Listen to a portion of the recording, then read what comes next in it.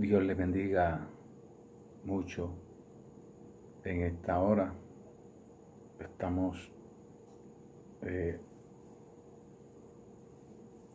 esta hora estudiando, o vamos a estudiar la lección número 14 y comenzamos el segundo trimestre del 2020 y en este trimestre estaremos estudiando a los profetas menores y vamos a ver algunas enseñanzas que recoge el opositor para nuestro crecimiento espiritual y para que nosotros seamos edificados, amonestados por la palabra. Dice el apóstol Pablo, hablando acerca de lo que está escrito, que esas cosas fueron escritas para amonestarnos a nosotros y para que nosotros pudiéramos en ella tener un conocimiento, un crecimiento. Así que durante este trimestre vamos a hablar acerca de los profetas menores y comenzamos hoy hablando en el libro de Oseas. Y la clase que tenemos, o el tema de esta clase, es el amor de Dios hacia un pueblo infiel. El amor de Dios hacia un pueblo infiel. Reconocemos que uno de los atributos de Dios es que Dios es amor. Dice que Dios no puede negarse a sí mismo porque en esencia Dios es amor. Y ese amor hacia un pueblo infiel, un pueblo que no es fiel, un pueblo que se olvidó de él, le abandonó. Un pueblo que le fue infiel. Y aún vemos que aunque el pueblo le fue infiel, Dios tenía un propósito para obrar en él. Así que vamos a ver, hermano, cómo Dios, a través de la historia del pueblo de Israel, siempre busca la manera de que el pueblo tuviera una relación y una comunión con Dios. Y trata de que el pueblo pudiera reconocer y pudiera acercarse a ese Dios todopoderoso. Dice el pensamiento central, dice, por causa de su amor, Dios da oportunidad de restauración a aquellos que le han dejado. Por causa de su amor, Dios da oportunidad de restauración a aquellos que le han dejado. Así que aquellos que se han olvidado de Dios, por su amor, Dios tiene esa experiencia gloriosa de bondad y de amor para que ellos puedan volver y puedan recibir la relación y la comunión con Dios. Por eso el amor de Dios hacia un pueblo infiel. Fíjese que es lo que dice el apóstol Pablo. En esto se muestra el amor de Dios, que siendo nosotros pecadores, Cristo murió por nosotros.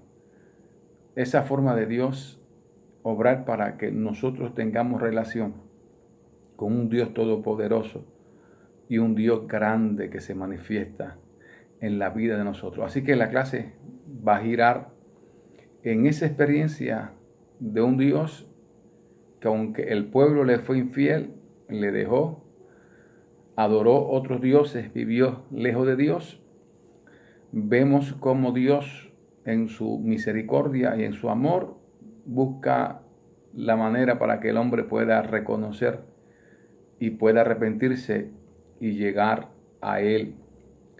Así que nosotros vamos a comenzar ahora los versos bíblicos y vamos a estudiar esta clase con esa experiencia de bendición de que Dios es un Dios todopoderoso que se manifiesta en la vida de nosotros. Así que, hermanos, nos preparamos para entonces ir a la clase y ser edificados. Recuerde que el amor de Dios hacia un pueblo infiel, el amor de Dios es infinito. No cabe en mi mente ni en la mente de nadie porque sobrepasa nuestro pensamiento. Esa experiencia nosotros nos gozamos y nosotros nos alegramos en Él. Vamos a comenzar con los versos bíblicos y vamos a leer el verso que está en el capítulo 4, verso 6. Mire cómo dice la Escritura, hablando Osea acerca de la condición del pueblo. Y dice, mi pueblo fue destruido porque le faltó conocimiento. Por cuanto desechaste el conocimiento, yo te echaré del sacerdocio, porque olvidaste la ley de tu Dios, también yo me olvidaré de tus hijos. Fíjese que aquí el escritor, Osea, establece cuál fue la condición que el pueblo vivía y cuál es la sentencia de Dios. Del capítulo 1 al capítulo 3 recogemos la historia de Osea, que Dios le llama y le dice que se case con una mujer. Y después que Osea se casa con la mujer y le da todos los privilegios, ¿verdad?, de lo que era el matrimonio, esa experiencia de fidelidad, dice que esta mujer lo deja y se va tras sus amantes.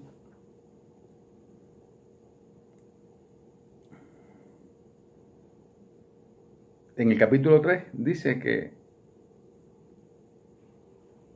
el profeta fue, y dicen los escritores, que esta misma mujer llegó a ser esclava y Osea fue y la compró, haciendo de ella misericordia.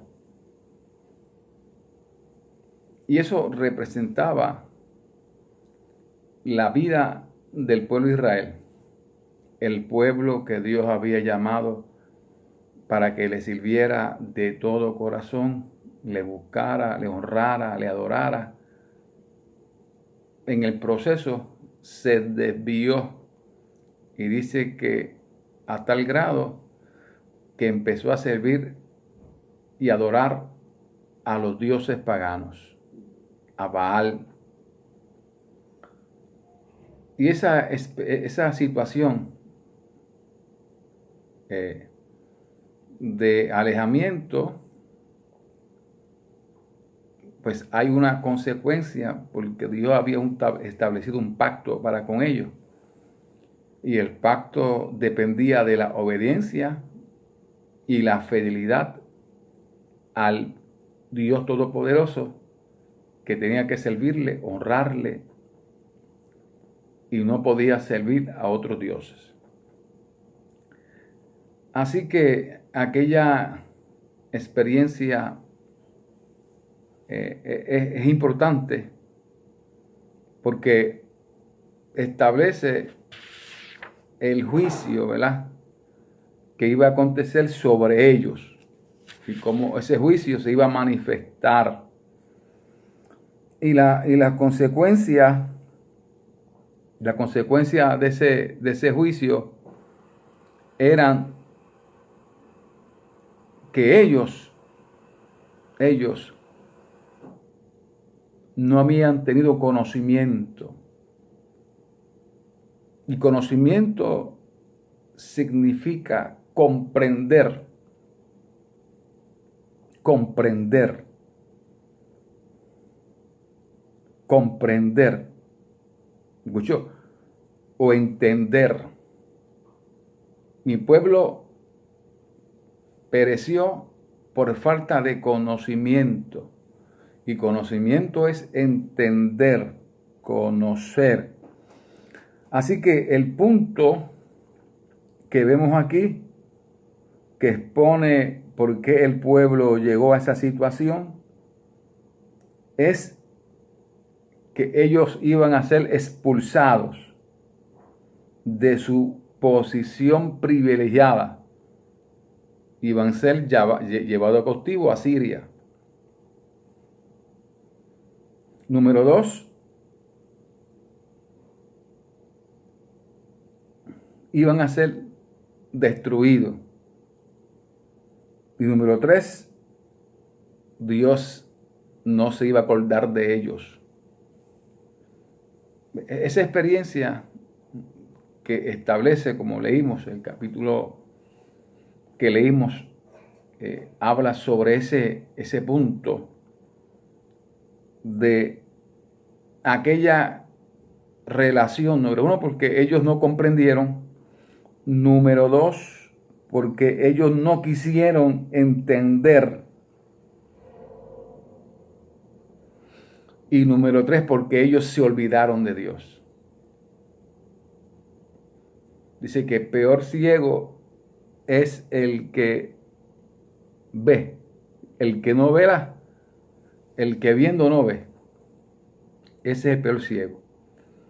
Así que nosotros en este capítulo podemos visualizar esa experiencia poderosa del Señor. Así que es importante, hermano, que nosotros tengamos fidelidad a Dios y seamos fieles al Señor para que no nos apartemos de su gracia y su amor. Así que la fidelidad es una experiencia de vida que se manifiesta en los santos. Así que Dios nos dice: sé fiel hasta la muerte y yo te daré la corona de la vida. El pueblo de Israel fue llevado a cautivo en esa consecuencia de infidelidad. Así que esos son los motivos fundamentales de esos versos que hablan de la condición del pueblo y por qué prontamente ellos iban a ser llevados cautivos, y era por su condición, hermano mío, de alejamiento. Es importante que usted pueda comprender. El que te faltó de sabiduría, demándela a Jehová para que Dios nos muestre y nos ayude el camino. Dios le bendiga. Vamos a discutir ahora el capítulo 14, del 1 al 9, que es la última parte de la lección. Otra vez, en el capítulo 14, hay una palabra del profeta llamando al pueblo, y dice el verso 1: vuelve, oh Israel, a Jehová tu Dios, porque por tu pecado has caído.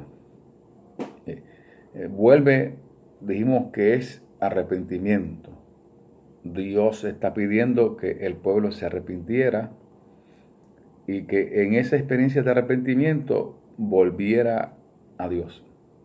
Como el hijo pródigo, dice que volvió en sí y dijo: he pecado contra el cielo y contra ti, no soy digno de ser llamado tu hijo, hazme como uno de los jornaleros. Pero vemos cómo Dios, tan pronto llegó aquel hijo pródigo, Dios lo besó, Dios le puso un anillo, lo vistió, hizo fiesta, para que recibiera la bendición de Dios. Dios quiere bendecir la vida de aquel que se acerca a Él. Si el hombre se arrepiente y busca a Dios, Dios se va a glorificar. Dice en la Escritura que Dios honra a aquellos que le honran. Y Dios está llamando al pueblo y le dice que se arrepientan y busquen a Jehová. Por eso dice Jeremías: escudriñemos nuestros caminos y volvamos a Jehová, porque Él tendrá misericordia de nosotros, porque su misericordia se renueva cada mañana. Así que el profeta establece el arrepentimiento como la manera de acercamiento a Dios. Nosotros reconocemos lo que dice la Biblia cuando Jesús comenzó a predicar. Su mensaje era arrepentidos y convertidos porque el reino de los cielos se ha acercado. Dios se acercó para que el hombre tuviera una esperanza de vida, y el hombre arrepentido recibe la bendición de Dios y recibe la gracia divina.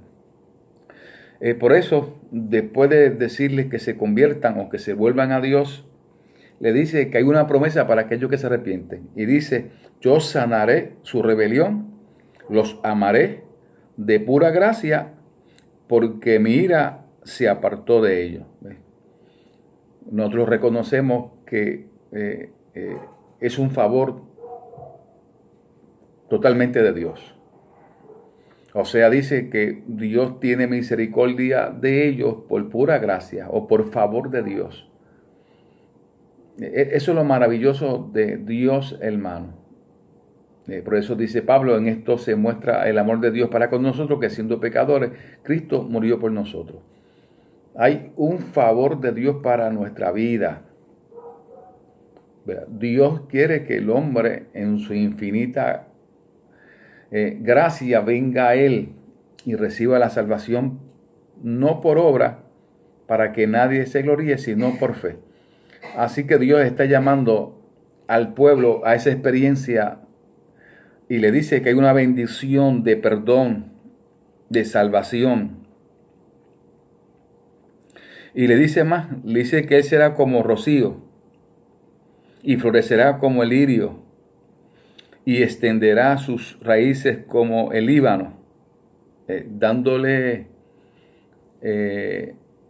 al pueblo la bendición de que Dios esté con ellos, porque cuando Dios está con ellos, Dios le va a bendecir. Dice, el que habita al abrigo del Altísimo morará bajo la sombra del Omnipotente. Así que hay bendición abundante en aquellos que sirven a Dios. Hay bendición maravillosa en aquellos que adoran al Creador. En ese reconocimiento nosotros venimos, oiga hermano mío, del pecado, y reconocemos que hemos recibido una vida abundante de salvación y de vida en Cristo Jesús. Dios nos dio vida, Dios nos ha ayudado, Dios nos ha proveído, Dios ha hecho cosas maravillosas en nosotros. Así que establece esa bendición de que cuando el hombre se arrepiente, la gracia de Dios se manifiesta, Dios entonces lo oye, Dios obra poderosamente en sus vidas, hay bendición en ellos, en el país, en su familia. Oiga, hermano mío, Dios va a obrar maravillosamente de una manera poderosa. Y entonces termina el verso 9 con unas palabras maravillosas y una pregunta. ¿Quién es sabio para que entienda esto y prudente para que lo sepa? Porque los caminos de Jehová son rectos y los justos andarán por ellos, mas los rebeldes caerán en ellos. Así que ser sabio es conocer, prudente es entender. Por eso Jesucristo establece que las 5 vírgenes eran prudentes porque tomaron aceite para con ella, para que no les faltase. Así que la prudencia es el reconocimiento en nuestra vida de lo que Dios estableció, de tal manera que nosotros vivamos una vida que le agrade a Él hasta el final. Y que podamos, hermano mío, vivir conforme a lo que Él estableció para nuestra vida. Eso es prudente. El prudente entiende y conoce. En esa experiencia nosotros entendemos la palabra de Dios y esa palabra nos hace, hermano mío, acto para que nosotros tengamos una vida piadosa que agrade al Dios que nos llamó. Porque los caminos de Dios son rectos, no hay desvío, no hay curvas, no hay estrecho.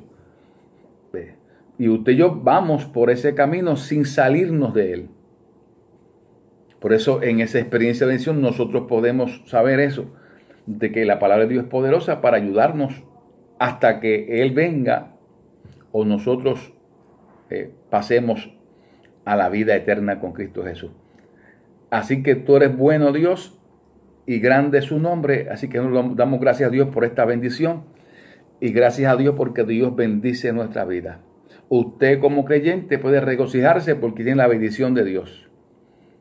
Dice Pablo que usted y yo fuimos bendecidos con toda bendición en los lugares celestiales en Cristo Jesús. Hay bendición para nosotros que Cristo tiene preparado para nuestra vida.